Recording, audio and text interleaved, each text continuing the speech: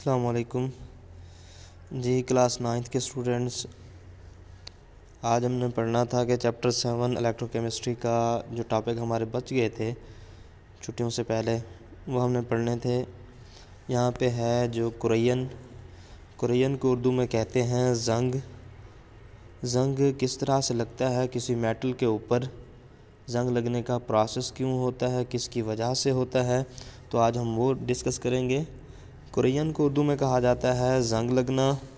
किसी भी मेटल को किस तरह से ज़ंग लगता है। फ़र्ज़ करें कि आपके पास ये एक मेटल है, इस मेटल को मैंने आयरन का नाम दिया है, यानी आयरन पर मुश्तमिल ये मेटल है, यानी लोहा है। ये होता क्या है कि जब ये इंडस्ट्री में तैयार होता है लोहा, इसकी सतह जो होती है ये हमवार नहीं होती, कहीं पे गढ़े होते हैं, कहीं पे मतलब धब्बे वगैरह रह जाते हैं, रंग के या लोहे के कुछ पार्टिकल ज़्यादा हो जाते हैं उसके ऊपर, तो ये धब्बे से बन जाते हैं। ये देखो, तो ये लेयर्स क्या हैं इसकी, ये धब्बों के निशान हैं इसके ऊपर।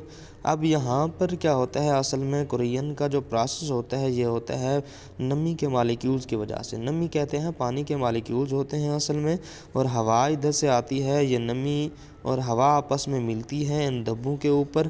जब ये ऊपर ठहर जाते हैं तो होता किस तरह से, ज़ंग लगने का प्रोसेस किस तरह से होता है, क्योंकि एक मेटल के ऊपर दो तरह के रीजन काम कर रहे होते हैं। एक रीजन होता है उसको हम एनोडिक रीजन का नाम देते हैं, दूसरा रीजन होता है कैथोडिक रीजन का नाम। असल में ज़ंग लगने का जो प्रोसेस है ये रिडॉक्स रिएक्शन के ज़रिए से ही होता है। रिडॉक्स रिएक्शन में यानी जहाँ पे ऑक्सीडेशन भी हो और रिडक्शन भी हो। अब एक मेटल का अगर दो सिरे हैं, एक एनोडिक रीजन है, दूसरा कैथोडिक रीजन है। एनोडिक रीजन को एनोडिक रीजन का नाम क्यों देते हैं, क्योंकि यहाँ पे होती है ऑक्सीडेशन। ऑक्सीडेशन की डेफिनेशन हम तीन तरह से कर सकते हैं, या तो किसी मेटल के ऊपर ऑक्सीजन का हसूल होगा, हाइड्रोजन का अखराज होगा, या इलेक्ट्रॉन का अखराज होगा, ये ऑक्सीडेशन कहलाती है।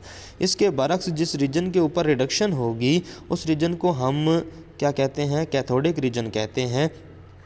ठीक है, कैथोडिक रीजन क्यों कहते हैं, क्योंकि यहाँ पर क्या होगी, या तो इलेक्ट्रॉन का हसूल होगा, या हाइड्रोजन का हसूल होगा, या ऑक्सीजन का अखराज होगा, तो यहाँ पर क्या होती है, रिडक्शन होती है, और इस रीजन को हम कैथोडिक रीजन कहते हैं। होता यूँ है कि जो पानी के मालिक्यूल्स इस मेटल की सरफेस के ऊपर जमा हो जाते हैं वो ये हैं वाटर के मालिक्यूल्स। हम इसको नमी का नाम दे देते हैं। असल में ये वाटर के मालिक्यूल्स टूटते हैं। हम कहते हैं कि एक वाटर के मालिक्यूल में दो हाइड्रोजन आयन बनते हैं और एक ऑक्सीजन का आयन बनता है। जब ऑक्सीजन का आयन बन जाता है, हाइड्रोजन आयन बन जाता है, तो जिस रीजन के ऊपर क्या होती है, ऑक्सीडेशन होती है, वहाँ पे क्योंकि जो मेटल हम लेंगे, हमने यहाँ पर आयरन की मेटल ली हुई है, लोहे की ली हुई है, तो इस मेटल में से क्या होते हैं, इलेक्ट्रॉन खारिज हो जाते हैं। याद रहे कि हम देखते हैं कि आयरन क्या है, इसमें से एन वक्त पे एक ही इलेक्ट्रॉन, दो इलेक्ट्रॉन खारिज हो सकते हैं, तो हम इसको फेरस कहते हैं। अगर तीन इलेक्ट्रॉन खारिज होंगे तो हम इसको फेरिक कहते हैं।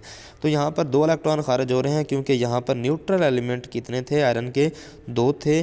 दो इलेक्ट्रॉन एक आयरन क्या करेगा, खारिज करेगा, तो दो एटम क्या कर रहे हैं, इलेक्ट्रॉन खारिज कर रहे हैं, तो इलेक्ट्रॉन की तादाद क्या हो रही है, ऑक्सीडेशन। तो ऑक्सीडेशन किस तरह से, इलेक्ट्रॉन का अखराज। अगर यहाँ पर ऑक्सीजन का हसूल हो रहा होता, हाइड्रोजन का अखराज हो रहा होता, या इलेक्ट्रॉन का अखराज है, तो हम इसको ऑक्सीडेशन कहते हैं। क्योंकि यहाँ पर इलेक्ट्रॉन का अखराज है तो ये क्या कहलाती है, ऑक्सीडेशन। और ऑक्सीडेशन किस पे होगी, ये देखें, एनोडिक रीजन पे। इसके बरक्स अब यहाँ पर जिस तरह से ये ऑक्सीजन का एक आयन दूसरा आयन के साथ मिलता है, ऑक्सीजन का एक मालिक्यूल बना देता है। इस ऑक्सीजन के मालिक्यूल से ये जो हाइड्रोजन आयन बनेंगे वाटर के मालिक्यूल से, ये आपस में मिलते हैं, और जो इलेक्ट्रॉन मेटल खारिज करती है, ये मेटल खारिज करेगी, इसके ऊपर शामिल होकर क्या बना देते हैं, वाटर के मालिक्यूल। जितने खर्च होंगे उतने मालिक्यूल्स क्या करेंगे, वापस बन जाएंगे। अब यहाँ पर देखें, यहाँ पर हाइड्रोजन का भी हसूल हो रहा है, इलेक्ट्रॉन का हसूल भी हो रहा है। हाइड्रोजन का हसूल हो या इलेक्ट्रॉन का हसूल हो, उस वक्त में हम क्या कहते हैं, इसको रिडक्शन। तो यहाँ पर क्या होती है, वाटर के मालिक्यूल्स बना देते हैं, रिडक्शन का प्रोसेस होता है। रिडक्शन का प्रोसेस कहाँ पे होता है, हम कहते हैं कैथोडिक रीजन के ऊपर। जब ये दोनों प्रोसेस एक साथ में हों तो हम यहाँ से क्या करते हैं, आयरन का आयन बनता है। अब ये प्रोसेस ऑक्सीडेशन, दूसरा प्रोसेस रिडक्शन, ये दोनों प्रोसेस क्या हो रहे हैं, साथ में हो रहे हैं। ये दोनों प्रोसेस साथ में हो रहे हैं तो हम इसको रिडॉक्स रिएक्शन कह रहे हैं। यहाँ पर ऑक्सीडेशन भी होगी, रिडक्शन भी होगी। होता क्या है, जब ये आयरन आयन बन जाता है, फेरस आयन, ये वाटर के मालिक्यूल्स के साथ मिलता है और बना देता है फेरिक ऑक्साइड, यानी 3 आयन। ये +2 वाला कन्वर्ट हो जाता है +3 के अंदर, और पानी के कुछ मालिक्यूल्स इसके साथ अटैच हो जाते हैं, तो हम इसको कहते हैं फेरिक ऑक्साइड। और असल में यही फेरिक ऑक्साइड होता है, जिस पे वाटर के मालिक्यूल्स की तादाद मेंशन नहीं होती कि कितने वहाँ पर अटैच होंगे। जितनी नमी का प्रोसेस ज़्यादा होगा उतने वाटर के मालिक्यूल ज़्यादा होंगे, यानी यहाँ पर n की वैल्यू उतनी ही ज़्यादा होगी। अगर जहाँ पर वाटर के मालिक्यूल्स कम अवेलेबल हैं तो n की वैल्यू क्या हो जाएगी, कम हो जाएगी, और जंग लगने का प्रोसेस भी कम हो जाएगा। अब होता कुछ यूँ है, ये देखें, आयरन से इलेक्ट्रॉन खारिज हुए थे, उसकी ऑक्सीडेशन हुई थी, तो यहाँ पर आयरन का आयन बन गया, फेरस आयन। और यहाँ पर जो ऑक्सीजन यहाँ पर हासिल हुई है, यहाँ पर एक आयन ऑक्सीजन का दूसरे आयन के साथ मिलता है तो ऑक्सीजन का एक मालिक्यूल बना देते हैं। इस मालिक्यूल के साथ वाटर के मालिक्यूल जुड़ते हैं। अब जहाँ तक देखें, यहाँ पे फेरस आयन है, यहाँ पे फेरिक आयन है, यहाँ पर ऑक्सीजन नहीं है, यहाँ पर ऑक्सीजन मौजूद है, यानी ऑक्सीजन का यहाँ से क्या हुआ, हसूल हुआ। ऑक्सीजन जब हासिल हो गई तो हम इसको ऑक्सीडेशन कहते हैं।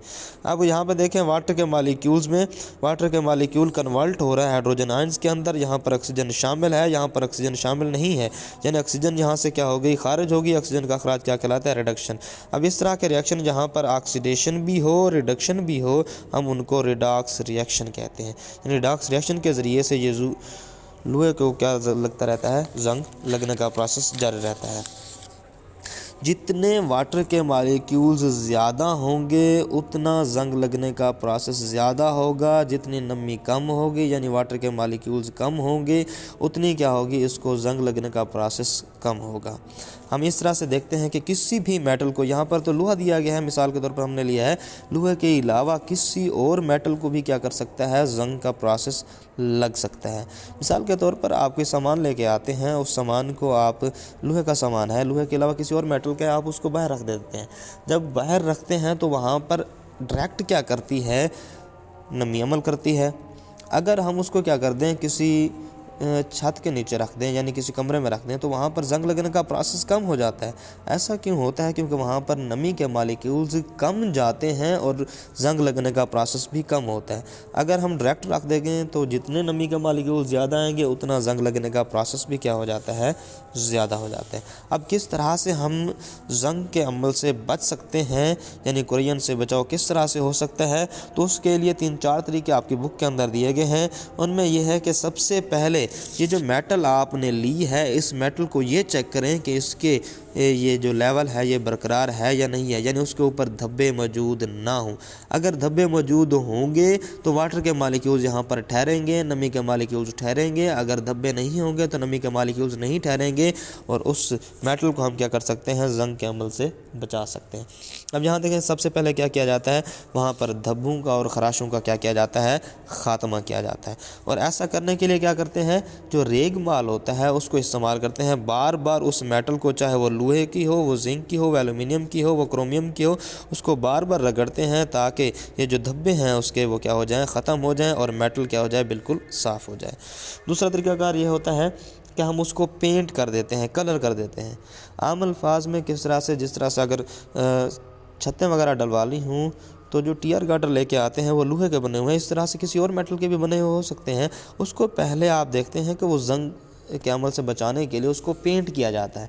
ऐसा क्यों होता है, फ़र्ज़ करें कि अगर हम उसको बाहर भी रख दें, उस मेटल को, वो लोहे की है, वो आयरन की है, यानी आयरन की है या जिंक की है, एल्युमिनियम की है, किसी भी की है, तो हम अगर क्या करेंगे, उसको बाहर रख देते हैं, पानी के मालिक्यूल्स अवेलेबल हो भी जाते हैं, तो पहले क्या करेंगे, वो इस पेंट के ऊपर अमल करेंगे, डायरेक्ट उस मेटल के ऊपर असर नहीं करेंगे जिस पर वो मुश्तमिल है।